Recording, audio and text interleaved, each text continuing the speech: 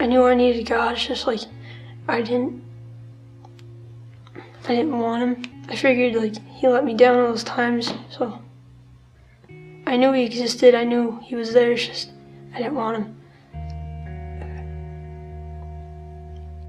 I was probably like 4, and my dad was really abusive to my mom.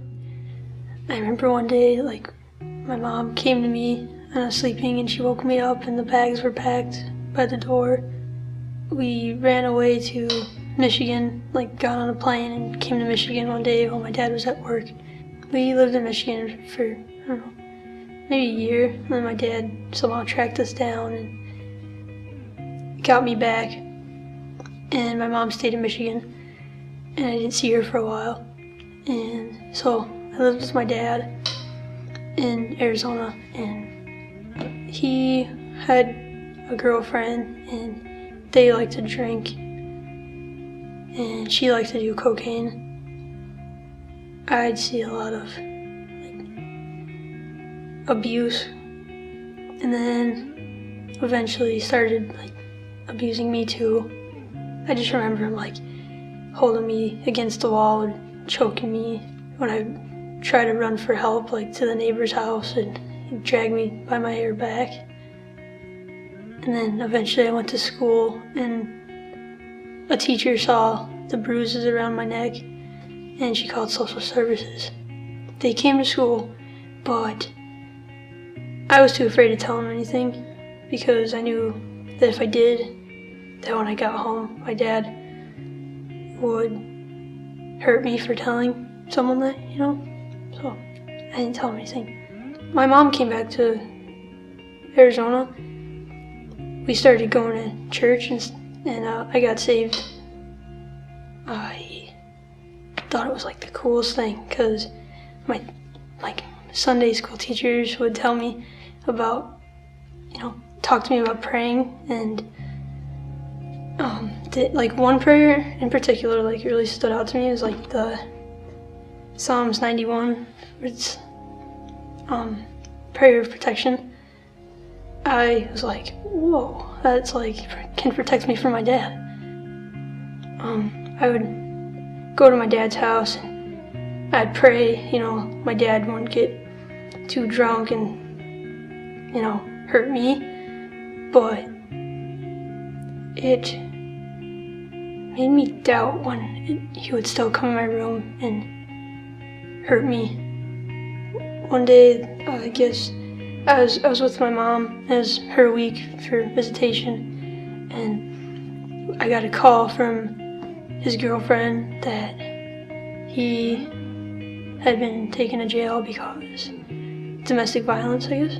So after that, I stopped seeing him because he's in prison, and we moved here to Michigan.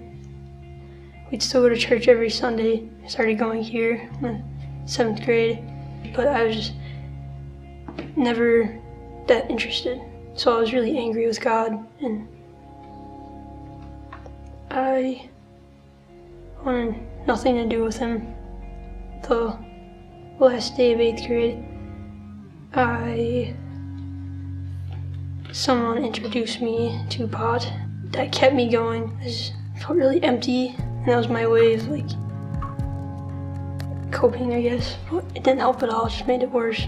I'm more depressed, and my depression got a lot worse, and I started, thinking suicidal.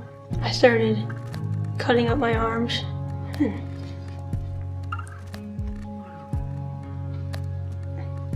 I knew I needed God. It's just like I didn't want him. He let me down all those times. So one Sunday they had the baptism, and a girl got up and they played her video, and her story was a little similar to mine. It's just during her testimony I just broke down because I knew God was calling out to me through her. I was sitting there and Pastor Doug asked the people not right with God to raise their hand. and I raised my hand and